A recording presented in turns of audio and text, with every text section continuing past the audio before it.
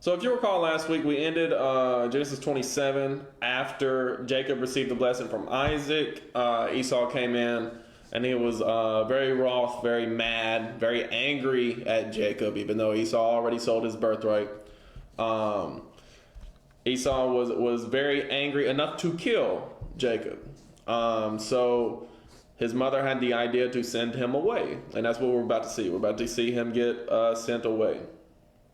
All right. So in Genesis 28, starting with verse 1, and Isaac called Jacob and blessed him and charged him and said unto him, Thou shalt not take a wife of the daughters of Canaan. Arise, go to Padan Aram. So Padan Aram means the plain of Syria. Padan means plain. Aram is the forefather of Syria. It's the ancient name for Syria. That's where you get the term Aramaic. That language is a Syrian language. Not Assyrian, but is Syrian in origin. All right? To the house of Bethuel, thy mother's father, and take thee a wife from thence of the daughters of Laban, thy mother's brother. Right? So he said, marry your own people, don't marry the Canaanites.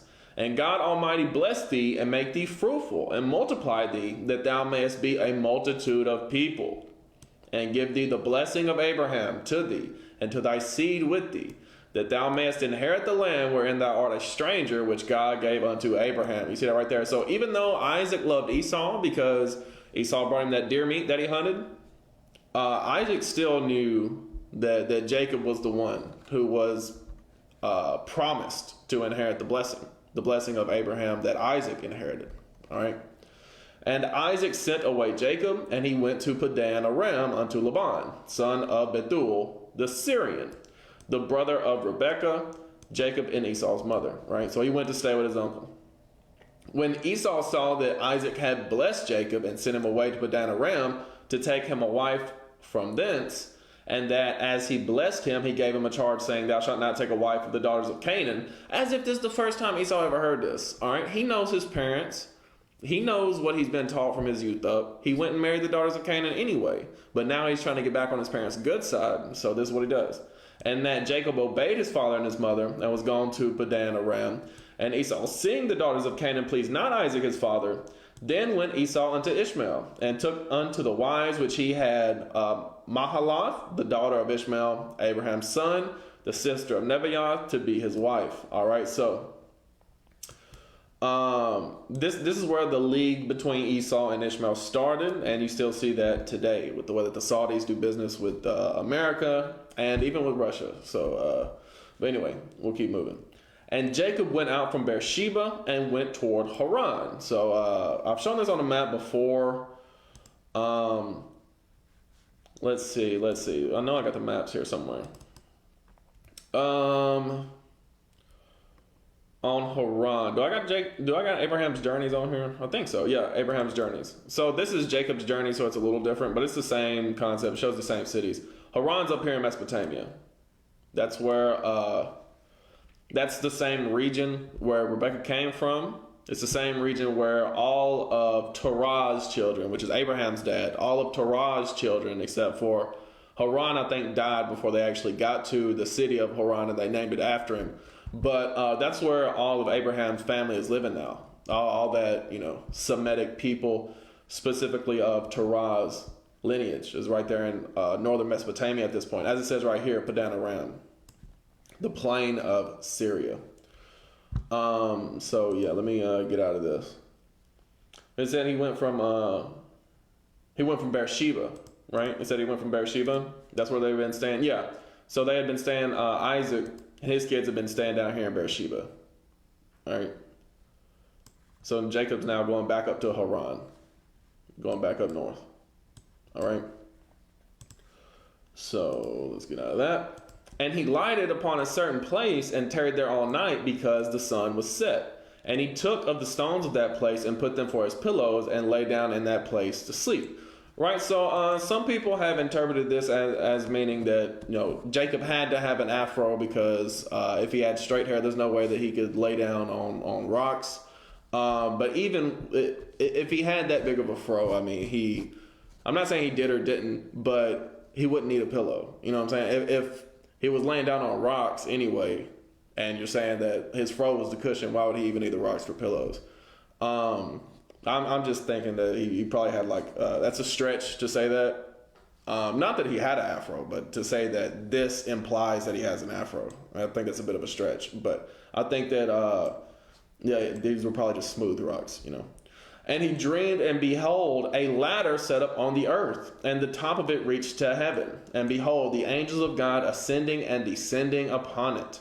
And behold, the Lord stood above it and said, I am the Lord God of Abraham thy father, and the God of Isaac. The land whereon thou liest, to thee will I give it, and to thy seed. And thy seed shall be as the dust of the earth, and thou shalt spread abroad to the west, and to the east, and to the north, and to the south. And in thee and in thy seed shall all the families of the earth be blessed. Right? So God is specifically coming to Jacob saying, look, this is all the blessings of Abraham that I promised to him are going through you, going to you, and going through you. All right? And behold, I am with thee, and will keep thee in all places whither thou goest, and will bring thee again into this land. For I will not leave thee until I have done that which I have spoken to thee of. And Jacob awaked out of his sleep, and he said, surely the Lord is in this place, and I knew it not. And he was afraid, and said, how dreadful is this place? This is none other but the house of God, and this is the gate of heaven. You see that right there? So this is what the world would call a stargate. It says the gate of heaven. All right, or the scientists call it Einstein-Rosen bridge, or a wormhole, as it's used in pop culture. But that's, as it says, the house of God. That is Bethel. All right, that place is called Bethel, and it's about to say that. And Jacob rose up early in the morning and took the stone that he had for his pillows and set it up for a pillar and poured oil upon the top of it. And he called the name of that place Bethel. That Bethel means house of God. That's what Bethel means. But the name of that city was called Luz at the first. All right, so that the Canaanite name was Luz. Jacob named it Bethel because he saw in a vision the stargate, the gate of heaven, right? And the angels coming from heaven down to earth, right? He saw it in a vision. And he saw God through on the other side of the gate, all right? And Jacob vowed a vow saying, if God will be with me and will keep me in this way that I go and will give me bread to eat and raiment to put on, so that I come again to my father's house in peace, then shall the Lord be my God. And this stone which I have set for a pillar shall be God's house. And of all that thou shalt give me, I will surely give the tenth unto thee. He said, I will surely tithe all that I have to give unto God. All right. He said, which I have set for this stone, right, shall be the house of God. That's why he called it Bethel. Bethel means the house of God. Let me find here on Bethel on a mountain. If you look at any ancient map of Israel, you're going to see Bethel, or most, because it was a very popular city. I believe it's in the Ephraim region. Yes, it borders Ephraim and Benjamin. All right, so that right there. North of Jerusalem, almost exactly north of Jerusalem. A little bit west, but that's it bordered Ephraim and Benjamin. All right. Let's get out of this. Let's go to the next chapter, where Jacob finally makes it to Laban. All right. Then Jacob went on his journey and came into the land of the people of the east. And he looked, and behold, a well in the field, and lo, there were 3 flocks of sheep lying by it. For out of that well they watered the flocks, and a great stone was upon the well's mouth. And thither were all the flocks gathered, and they rolled the stone from the well's mouth and watered the sheep, and put the stone again upon the well's mouth in his place. And Jacob said unto them, my brethren, whence be ye? Like where you're from. And they said, of Haran are we. And he said unto them, know ye Laban the son of Nahor? And they said, we know him. And he said unto them, is he well? And they said, he is well. And behold, Rachel his daughter cometh with the sheep. And he said, lo, it is yet high day, neither is it time that the cattle should be gathered together. Water ye the sheep, and go and feed them. And they said, we cannot until all the flocks be gathered together, until they roll the stone from the well's mouth, then we water the sheep. And while he yet spake with them, Rachel came with her father's sheep, for she kept them. And it came to pass, when Jacob saw Rachel the daughter of Laban his mother's brother, and the sheep of Laban his mother's brother, that Jacob went near, and rolled the stone from the well's mouth, and watered the flock of Laban his mother's brother. And Jacob kissed Rachel, and lifted up his voice, and wept. And Jacob told Rachel that he was her father's brother, and that he was Rebekah's son. And she ran and told her father, right? So this is a little meet cute between Jacob and Rachel. Jacob, it was, you could say love at first sight when he saw Rachel, all right? She was very beautiful, and Jacob was head over heels immediately, all right? And it came to pass when Laban heard the tidings of Jacob, his sister's son, that he ran to meet him, and embraced him, and kissed him, and brought him to the house, and he told Laban all these things. And that's why I didn't really say anything about Jacob kissing Rachel, because we read this and we think like they were making out or whatever. But no, that was just a greeting. That's how they used to greet people back in the day. Men used to run up and kiss men. Women used to come up and kiss men. Men used to run up and kiss women. That's just a greeting that they did back then. All right. And they do it in some places today, like in Italy and like France and all them places. I think even in some Middle Eastern countries. But anyway, verse 14. And Laban said unto him, surely thou art my bone and my flesh. And he abode with him the space of a month. And Laban said to Jacob, because thou art my brother, shouldest thou therefore serve me for naught? Tell me, what shall thy wages be? Right, so Jacob was living with Laban for a month already, working with him, tending to his flocks and things like that. And Laban's like, well, you ain't gonna be my slave. You ain't gonna be my servant. What do you want from me? And Laban had 2 daughters. The name of the elder was Leah, and the name of the younger was Rachel. Leah was tender-eyed, but Rachel was beautiful and well-favored. So Leah, when it said tender-eyed, like you kind of like you look at her and say, oh, okay. she was what's a nice word?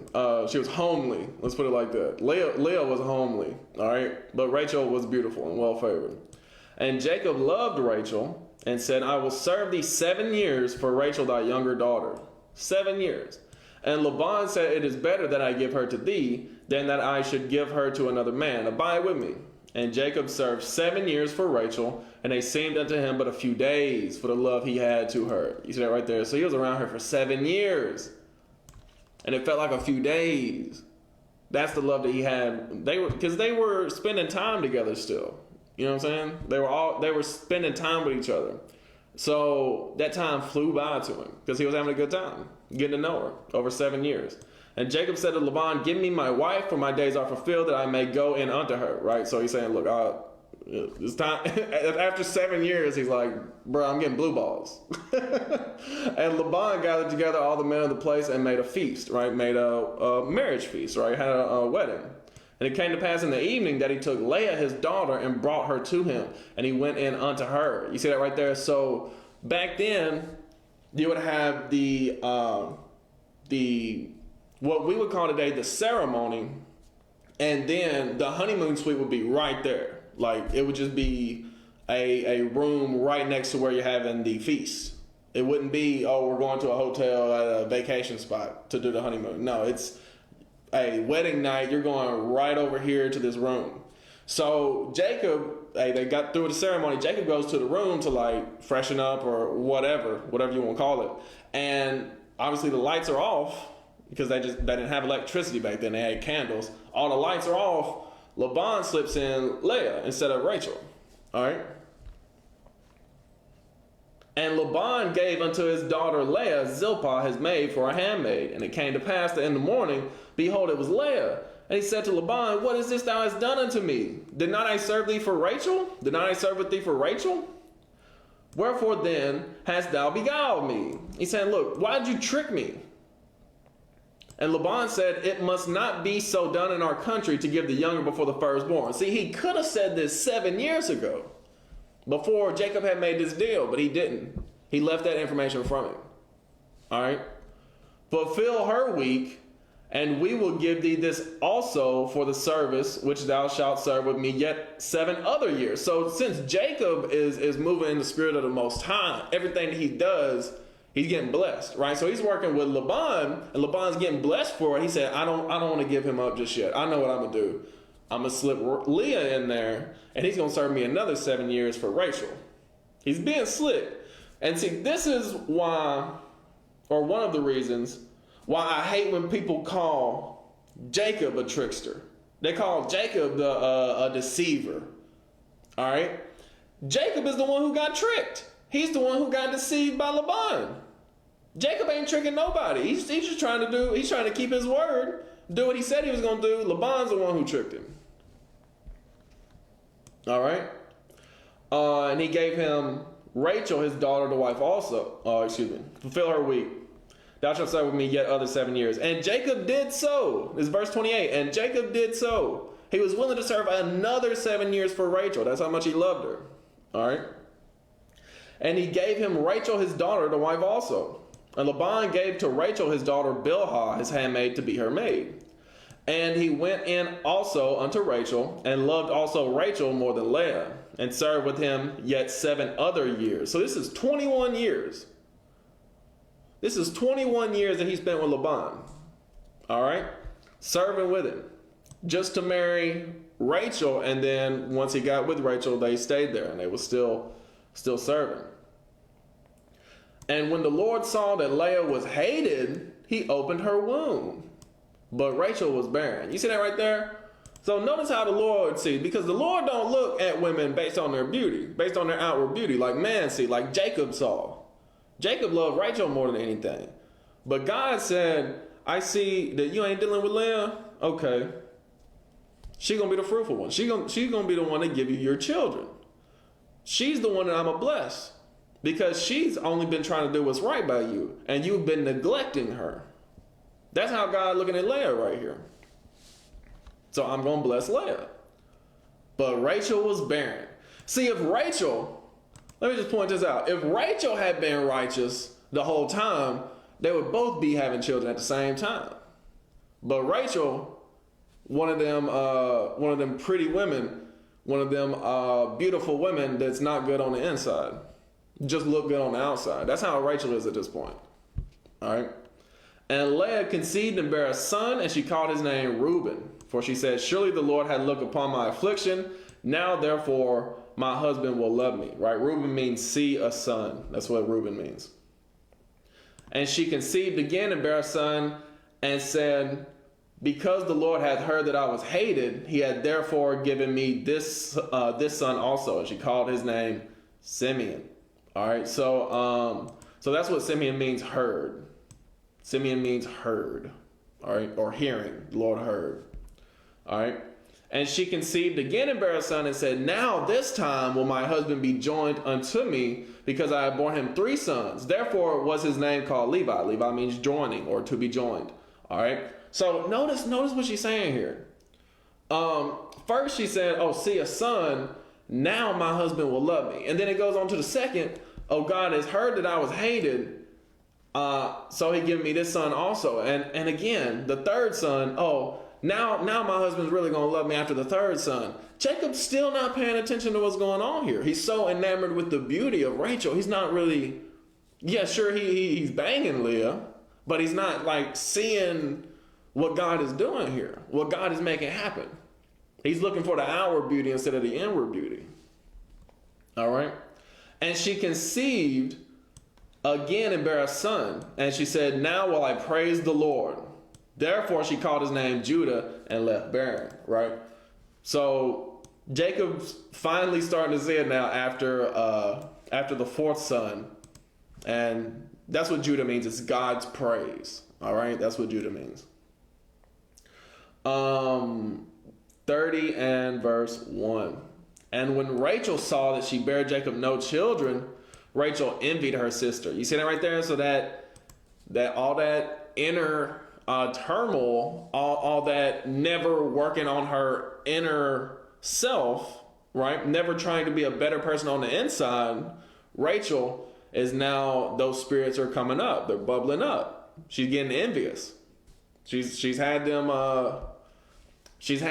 under the surface for so long. Now it's starting to bubble up. All right. She envied her sister and said unto Jacob, give me children or else I die. Right. So she's being over dramatic. And Jacob's anger was kindled against Rachel and said, am I in God's stead who hath withheld from thee the fruit of the womb? Right. So Jacob's like, that's not in my hands. What are you talking? What you mad at me for? Right. So again, Jacob's starting to see some of the problems that Rachel is bringing up. And she said, behold, my maid Bilhah, go in unto her, and she shall bear upon my knees, that I may also have children by her. Right. So Bilhah, we don't know much about Bilhah other than she is the servant, the handmaid rather, of of Rachel. That's all we really know about her. But this would be Jacob's third wife at this point. And she gave him Bilhah, her handmaid, to wife, and Jacob went in unto her. And Bilhah conceived and bare Jacob a son. And Rachel said, God hath judged me, and hath also heard my voice, and hath given me a son. Therefore called she his name Dan. He's right there. Dan just means judge. That's what Dan means. All right. So you see that Rachel had an envious and evil intent, but God meant it for good, right? Because God is trying to produce 12 sons here to have 12 tribes of the children of Israel. All right. But Rachel had like an envious spirit about it. But God had a good intent to come from it. As he said in Romans 8, that all things work for the good of those who believe. All right. Verse 7. And Bilhah, Rachel's maid, conceived again and bare Jacob a second son. And Rachel said, with great wrestlings have I wrestled with my sister, and I have prevailed. And she called his name Naphtali. Naphtali means my wrestling. Some people have even translated my struggle. All right. But my wrestling, if we're going to take it in this context of verse 8 here. All right. Verse 9. When Leah saw that she had left bearing, she took Zilpah, her maid, and gave her Jacob to wife. He said right there. So Leah said, hey, two can play at that game. I got a maid too. All right. And Zilpah, Leah's maid, bare Jacob a son. And Leah said, a troop cometh. And she called his name Gad, right? So she said, look, this is Jacob's seventh son. There's a whole troop of men, right? So she called his name Gad. And Zilpah, Leah's maid, bare Jacob a son. And Leah said, happy am I, for the daughters will call me blessed. And she called his name Asher, right? That's what Asher means. It means happy, all right? And Reuben went in the days of wheat harvest and found mandrakes in the field, and brought them unto his mother Leah. Right? So mandrakes are a certain type of root that some people say have healing properties. Some people even use them in like magical rituals and things like that. This is probably just like a healing properties type thing, or just like, hey, look what I found. These are cool. Might be worth something, right? We might can sell these. Then Rachel said to Leah, give me, I pray thee, of thy son's mandrakes. And she said unto her, is it a small matter that thou hast taken my husband? And wouldst thou take away my son's mandrakes also? So I will say this about Leah. It's not like she is in the right spirit about this at this point either, this conflict with her sister. She's not trying to squash the beef. They're just constantly escalating it. And Leah was like, are you taking away my husband? Like, he never really wanted to marry you in the first place. Let's be real. All right. My son's mandrake also. And wouldst thou take away my son's mandrakes also? And Rachel said, therefore he shall lie with thee tonight for thy son's mandrakes. Right? So Rachel said, all right, I'm going to convince him to go lay with you tonight for your son's mandrakes. And Jacob came out of the field in the evening, and Leah went out to meet him and said, thou must come in unto me, for surely I have hired thee with my son's mandrakes. And he lay with her that night. And God hearkened unto Leah, and she conceived and bare Jacob the fifth son. And Leah said, God hath given me my hire, because I have given my maiden to my husband. And she called his name Issachar, right? Issachar means hireling or servant. All right, that's what Issachar means. And Leah conceived again and bare Jacob the sixth son. And Leah said, God hath endued me with a good dowry. Now will my husband dwell with me, because I have borne him 6 sons. And she called his name Zebulun. Zebulun means dwelling, all right, or to dwell with. And afterwards she bare a daughter and called her name Dinah, right? So she had given Jacob 7 children just from Leah, all right? 6 sons and 1 daughter. Dinah goes back to the same like judge, right? That's what Dinah means. And God remembered Rachel, and God hearkened to her and opened her womb, and she conceived and bare a son, and said, God had taken away my reproach. And she called his name Joseph, and said, the Lord shall add to me another son, right? So Rachel is already counting, who was it? Dan and Naphtali as her sons. Now the Lord finally opened her womb, was merciful to her, and she said, hey, the Lord's added to me another son.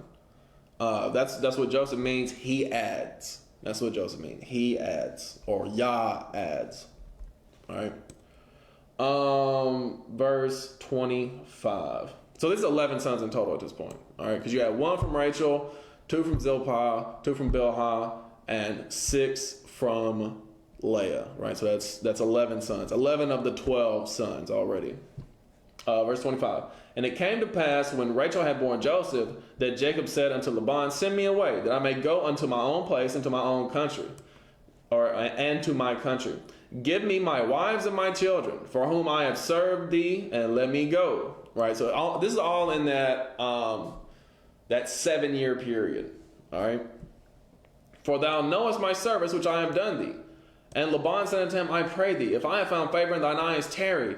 For I have learned by experience that the Lord had blessed me for thy sake. You see that right there? So Laban don't want to let him go. He said, look, the Lord has been blessing me ever since you came here.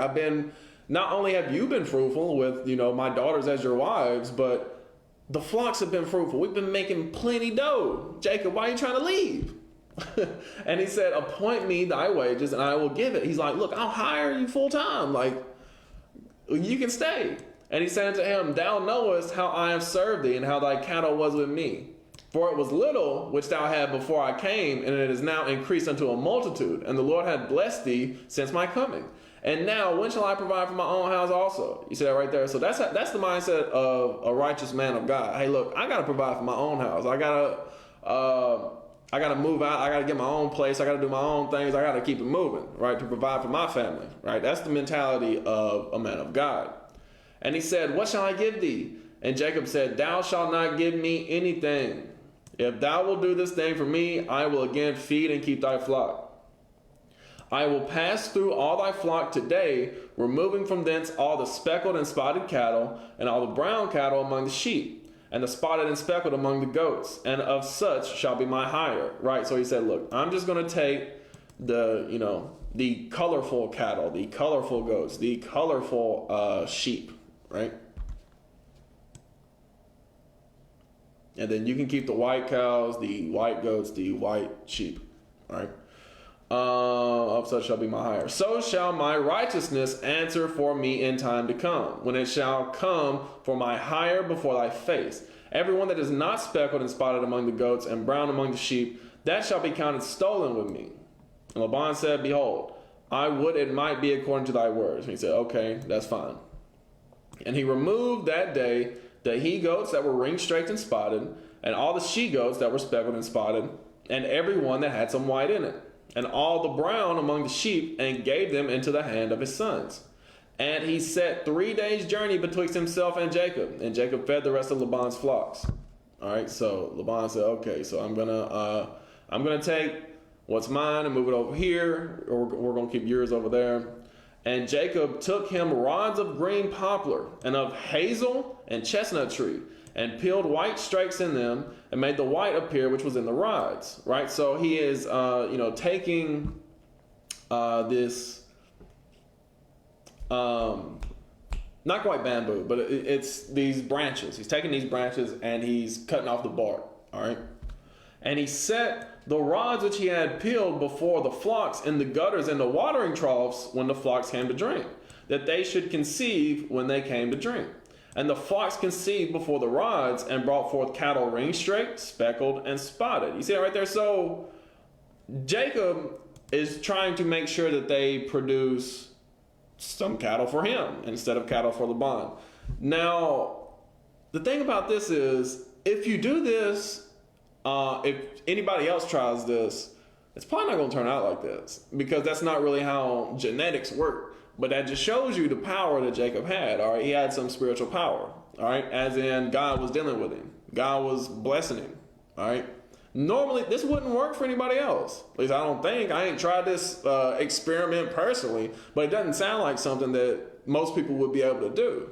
All right. But since God is blessing him, God's like, all right, I hear you, Jacob. I'll bring this forth. All right. And Jacob did separate the lambs and set the faces of the flocks toward the ring-straked and all the brown in the flock of Laban, and he put his own flocks by themselves and put them not unto Laban's cattle. And it came to pass, whensoever the stronger cattle did conceive, that Jacob laid the rods before the eyes of the cattle in the gutters, that they might conceive among the rods. But when the cattle were feeble, he put them not in. So the feebler were Laban's, and the stronger Jacob's. right? And see, and this is the only thing that I've seen that can be described as like deceitful or trickery, but like this is not even something that men have control over, not usually. You see what I'm saying? This is something only God would have the power to do, right? And obviously Jacob wants the best for himself and his family. So this isn't even like him tricking or lying to Laban. This is the Lord blessing Jacob. You see what I'm saying? And the man increased exceedingly and had much cattle and maidservants and men servants and camels and asses. You see that right there? So he got a lot. He got a lot out of this. All right, he got rich with Laban. All right, he came up, not only got married and had kids, but he got wealthy. All right. And he heard the words of Laban's son, saying, Jacob had taken away all that was all that was our father's, and of that which was our father's hath he gotten all his glory. Right? So they just want to say, as if Laban didn't get all his glory from Jacob. You see what I'm saying? They're saying, oh, Jacob got all his glory from us. Well, no, y'all only got wealthy off Jacob's back. All right? And Jacob beheld the countenance of Laban, and behold, it was not toward him as before. And the Lord said unto Jacob, return into the land of thy fathers, and to thy kindred, and I will be with thee. And Jacob sent and called Rachel and Leah to the field unto his flock, and said unto them, I see your father's countenance, that it is not toward me as before. But the God of my father hath been with me. And ye know that with all my power I have served your father. And your father had deceived me, and changed my wages 10 times. But God suffered him not to hurt me. You see that right there? So not only do we see Laban changing the wages the first time with Leah, and then wanting to renegotiate when Jacob wants to leave, but he said 10 times. He said he changed my wages 10 times. Throughout all these years, Laban always reneging on deals, always trying to switch up the business plan, always trying to defraud Jacob of wages in some way or another. But God suffered him not to hurt me. If he said thus, the speckle shall be thy wages, then all the cattle bear speckled. And if he said thus, the ring straight shall be thy hire, then bear all the cattle ring straight. You see it right there? So Jacob is saying, look, this is the hand of God. All right? God is the one who's bringing the birth of these cattle and these flocks to pass. Thus God had taken away the cattle of your father and given them to me. And obviously Jacob wanted this to happen because he wanted to receive the fruit of his labors. You see what I'm saying? He wanted to receive proper wages. He'd been working all this time and received no money from Laban. Just a place to live, a place to grow his family. You see what I'm saying? So naturally, he wants what he worked for. That only makes sense. And God has blessed him with such. All right? Thus God had taken away the cattle of your father and given them to me. And it came to pass at the time that the cattle conceived that I lifted up my eyes and saw in a dream, and behold, the rams which leapt upon the cattle were ring-straked, speckled, and grizzled. And the angel of God spake unto me in a dream, saying, Jacob. And I said, Here am I. And he said, Lift up now thine eyes and see, all the rams which leap upon the cattle are ring-straked, speckled, and grizzled. For I have seen all that Laban doeth unto thee. Right? So God said, look, I see what Laban is doing to you, and it's not right. All right? I'm going to give you basically all his cattle. All right? All the best of his cattle. All right? I am the God of Bethel, where thou anointest the pillar, and where thou bowest the bow unto me. Now arise, get thee out from this land, and return unto the land of thy kindred. All right, he said, go back home to Canaan with Isaac and your mother Rebekah. All right. And Rachel and Leah answered and said unto him, Is there yet any portion or inheritance for us in our father's house? Are we not counted of him strangers? For he hath sold us, and hath quite devoured also our money. You see that right there? So they're like, look how he treated us. He sold us to you so that you could work for him. Look how he treated us. And he's trying to take away everything. He's not trying to pay our husband money. They're like, look, he's treated us like crap. Why would we want to stay here? For all the riches which God had taken from our father, that is ours and our children's. Now then, whatsoever God has said unto thee, do. They're like, we're behind you 100%. Laban has not been treating us like family. He's been treating us like servants. Verse 17, then Jacob rose up and set his sons and his wives upon camels. And he carried away all his cattle and all his goods which he had gotten, the cattle of his getting, which he had gotten in Padan Aram, for to go to Isaac his father in the land of Canaan. And Laban went to shear his sheep. And Rachel had stolen the images that were her father's. You see that right there? They were worshiping idols. And Rachel was secretly worshiping idols as well. All right? And Jacob stole away unawares to Laban the Syrian, in that he told him not that he fled. You see it right there? So Jacob left in the middle of the night. He didn't say bye or anything like that. He's like, look, we got to get out of here. We're leaving tonight. And of course, Rachel steals the idols that she's been worshiping. All right? So he fled with all that he had, and he rose up and passed over the river and set his face toward the Mount Gilead. All right, so Gilead is over in, do we got a map here? Yeah, so Gilead is over here east. Do we see Gilead anywhere specifically? It's this whole region right here, though. This whole region of Gad that you see over here east of the Jordan, that's Gilead. So Jacob is coming down from this way, as you see Aram up here. Jacob is coming down. He's actually coming from north of this part of the river. He's fleeing down south to like Gilead down here. As you can see, this is Jabesh Gilead. Do we see Ramoth Gilead? Right. Excuse me, Ramoth Gilead. So like all this is Gilead right here that I have circled. All right. And it was told Laban on the third day that Jacob was fled. And he took his brethren with him and pursued after him 7 days' journey, and they overtook him in the Mount Gilead. So this is how wealthy Laban had come, or had become rather, when Jacob was living with him. He didn't even know Jacob and his family was gone for 3 days. You know how big your estate has to be for a whole family of people to go missing and you not even know for 3 days? He had land on land on land. He had acres. You know what I'm saying? Like, this is what they weren't living in no apartment complex.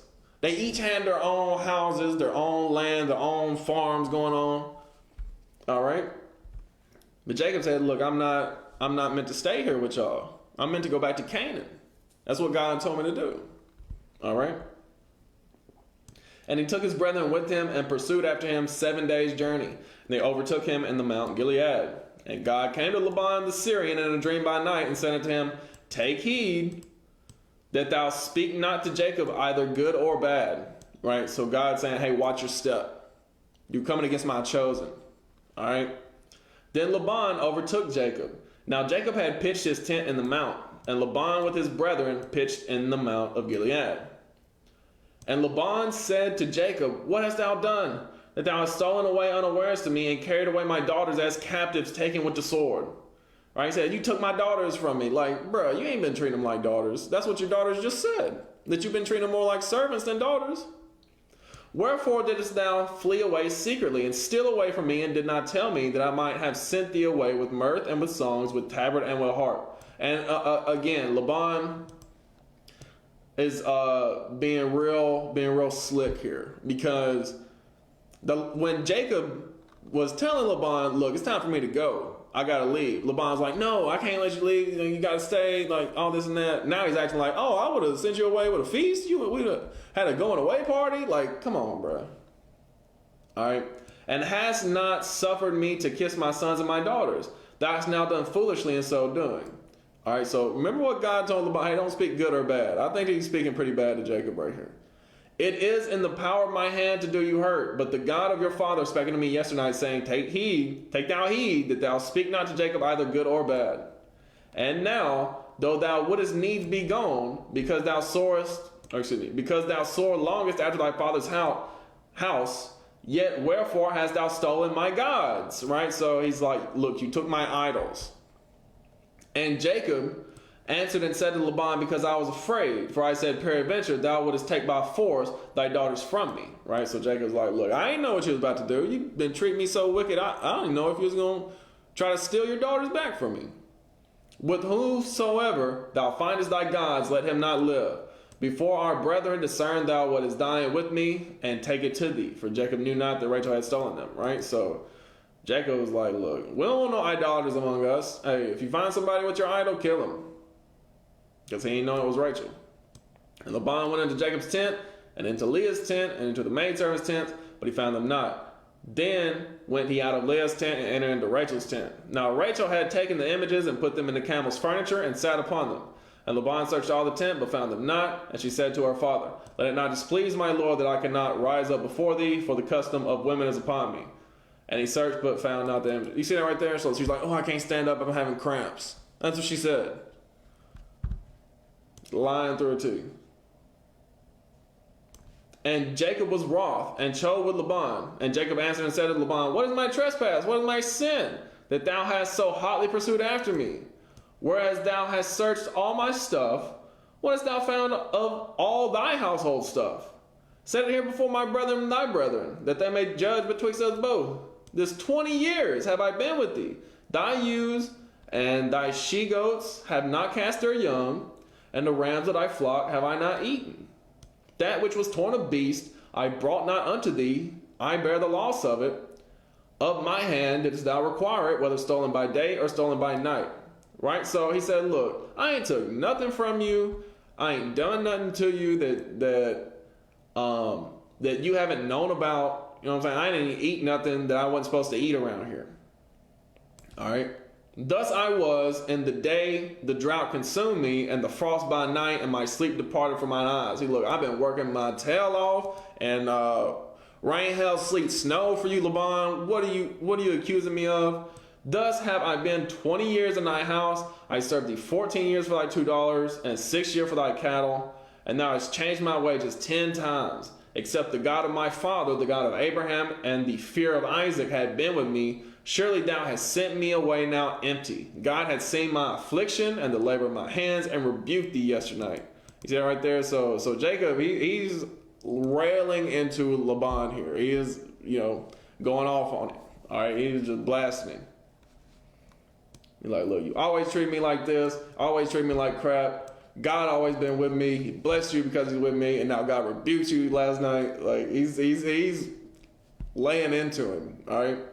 And Laban answered and said to Jacob, these daughters are my daughters, and these children are my children, and these cattle are my cattle, and all that thou seest is mine. And what can I do this day unto these my daughters, or unto their children which they have borne? Now therefore, come thou, let us make a covenant, I and thou, and let it be for a witness between me and thee. He's like, look, we're family. We shouldn't be fighting. Let's have a covenant. Let's make an agreement. Let's squash the beef. All right? And Jacob took a stone and set it up for a pillar. And Jacob said unto his brethren, gather stones. And they took stones and made a heap. And they did eat there upon the heap. And Laban called it, I don't know what this word is. Let's see. Jegar Sahadutha. But Jacob called it Galid. All right. It said Jegar Sahadutha. Let's see if that meaning is in here. What is it? Chapter 31. Jegar Sahadutha. Man, let's see. Yeah, heap of the witness. The heap of the witness. All right, but Jacob called it Galid. All right. Right, so don't know what Galid means. It's not showing that. And Laban said, this heap is a witness between me and thee this day, right? The heap of the witness. Therefore was the name of it called Galid. Galid might be witness. Let's see. What's Galid? Let's see if we got a name for Galid. Galid is the same as Hamath Gilead. And this is saying on BibleAtlas.org that it's a heap of stones. And that's what Bible Study Tools is saying as well. So we're going to say heap of stones. Okay. We're going to say heap of stones. And here's a couple different images of what a heap of stones may look like. But anyway.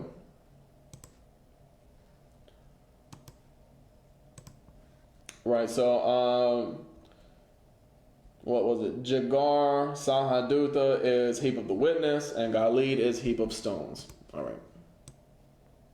And Mizpah, for he said, the Lord watch between me and thee, when we are absent one from another. And Mizpah, what, watch? Or a beacon or watchtower? Yeah. Mizpah is a watchtower. All right. If thou shalt afflict my daughters, or if thou shalt take other wives beside my daughters, no man is with us. See, God is a witness betwixt me and thee. All right. So Laban said, look, you're not going to take more wives.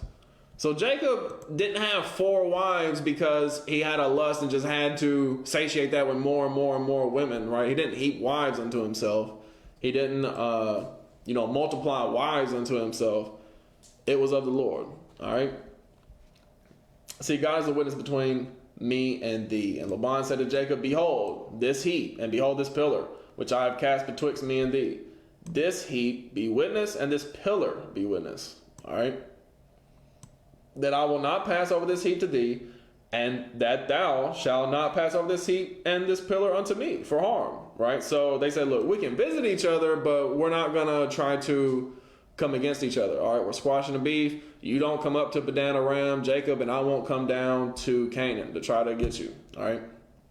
The God of Abraham and the God of Nahor, the God of their father, judge betwixt us, right? So, he said, the God of Terah, that's the father of Nahor and Abraham, Nahor being the father of Laban, and Abraham being the grandfather of Jacob. All right. Actually, I think Nahor was the father of Bethuel. So, yeah, these are both their grandfathers. All right. And Jacob swore by the fear of his father Isaac. Then Jacob offered sacrifice upon the mount and called his brethren to eat bread. Right. So this is in Ramoth Gilead, aka Gilead. It's over. I just showed on this map where Ramoth Gilead was. I'll show it again. Right over here. Right over here. I think it's modern day Jordan, if I'm not mistaken. I think it's Jordan. All right. But east of the Jordan River.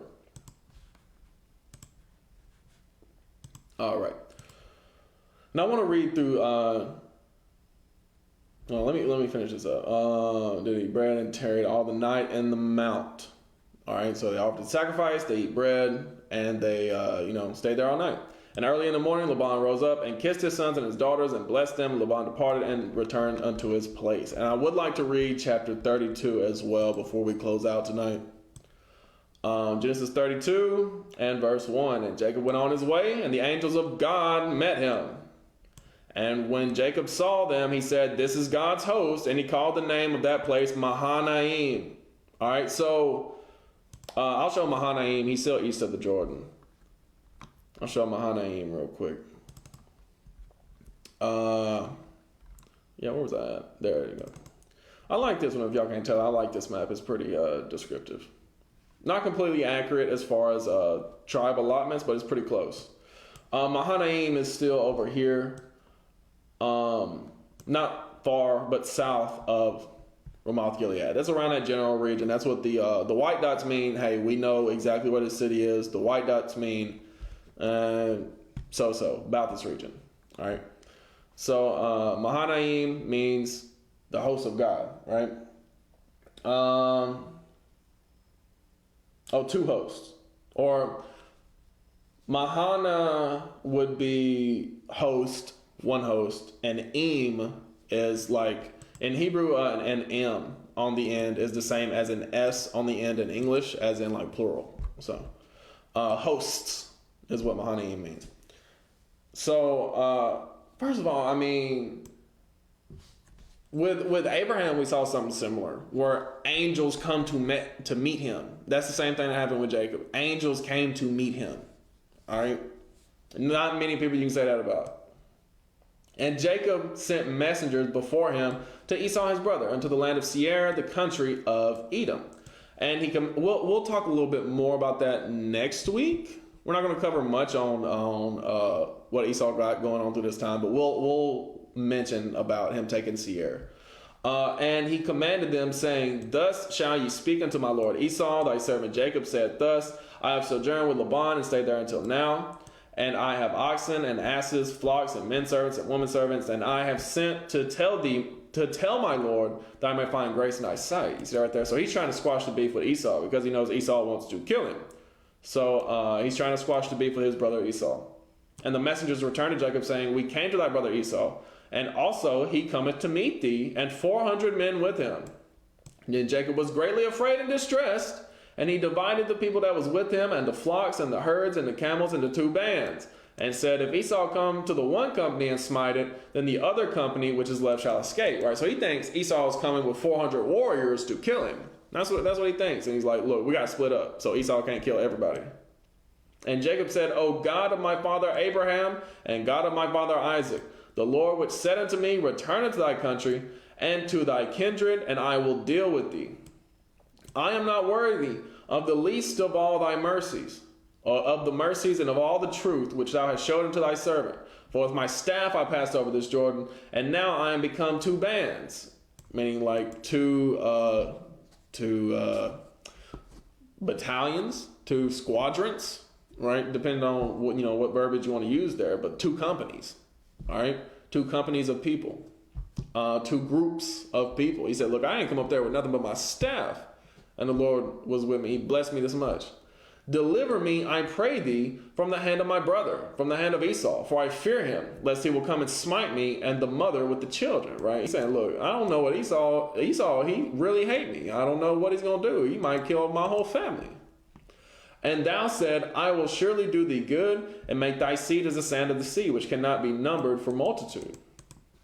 And he lodged there that same night, and took of that which came to his hand a present for Esau his brother, 200 she-goats and 20 he-goats, 200 ewes and 20 rams, 30 milch camels with their colts, 40 kine, and 10 bulls, 20 she-asses and 10 foals. You see that right there? So he's like, look, I gotta pacify Esau's anger somehow. I'm gonna meet him with gifts, with presents. All right. I'm going to send all these flocks, all this herd, right? All these herds. And he delivered them into the hand of his servants, every drove by themselves, and said unto his servants, Pass over before me, and put a space betwixt drove and drove. And he commanded the foremost, saying, When Esau my brother meeteth thee, and asketh thee, saying, Whose art thou, and whither goest thou, and whose are these before thee? Then thou shalt say, They be thy servant Jacob's. It is a present sent unto my lord Esau. And behold, also he is behind us. And so commanded he the second and the third, and all that followed the droves, saying, On this manner shall you speak unto Esau when you find him. And say ye moreover, Behold, thy servant Jacob is behind us. For he said, I will appease him with the present that goeth before me. And afterward I will see his face. Peradventure he will accept of me. Right? So each of these companies that he's sending forward, each of these groups of people that bring these gifts, each group has a gift, right? So he's trying to pacify the anger of Esau with these gifts in mind. So went the present over before him, and himself lodged that night in the company. And he rose up that night and took his 2 wives and his 2 women servants and his 11 sons, and passed over the ford Jabbok. I believe Jabbok is over here on east of the Jordan as well. Do we see the Yabok? That's the Yarmuk. This is the Jabbok right here. This is the Jabbok River, as you can see. I don't know if you can see that very well, but as you can see right there, it splits off from the Jordan. So he's passing over that, and we're about to read about, well, that's Mahanaim right there. We're about to read about Peniel soon enough. All right. And Jacob, excuse me, verse 23. And he took them and sent them over the brook, and sent over that he had. And Jacob was left alone. And there wrestled a man with him until the breaking of the day. Right? So this is not somebody in Jacob's company. This man is not somebody that Jacob has ever met before. But you know how men get. Sometimes men just want to throw down, right, for a sparring session. And they were wrestling.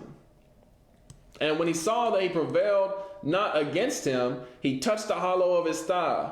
And the hollow of Jacob's thigh was out of joint as he wrestled him. You see that right there? So Jacob got him in a, let's say like a rear naked choke, or like maybe like an arm bar, or like a cross-faced chicken wing. He got him in some kind of maneuver, stretching him, right? Stretching his maybe his arm, his or probably not a leg lock, probably like stretching out his arm or something like that. And so now this man is an angel, He's trying to get out of this hold, so he pops Jacob in the thigh. Pow! Knocks his leg out of joint. Knocks his thigh out of joint. And the hollow of Jacob's thigh was out of joint as he wrestled him. And he said, let me go, for the day breaketh. And he said, I will not let thee go, except thou bless me. And he said unto him, what is thy name? And he said, Jacob. And he said, thy name shall be called no more Jacob, but Israel. For as a prince hast thou power with God and with men, and hast prevailed. All right, so that's what Israel means. Israel means prince of God. All right. Israel means prince of God. He got this name by overcoming an angel in battle. All right. And Jacob asked him and said, tell me, I pray thee, thy name. And he said, wherefore is it that thou dost ask after my name? And he blessed him there. And Jacob called the name of the place Peniel, for I have seen God face to face, and my life is preserved. You see that right there? So Jacob was like, hey, tell me your name and I'll bless you. The angel was like, no, it don't roll like that. He said, I'm an angel of the Lord. I got places to be. I wasn't supposed to be here all night wrestling you. I was supposed to be here, there, and the other place. But now I got to go. I'm getting behind schedule.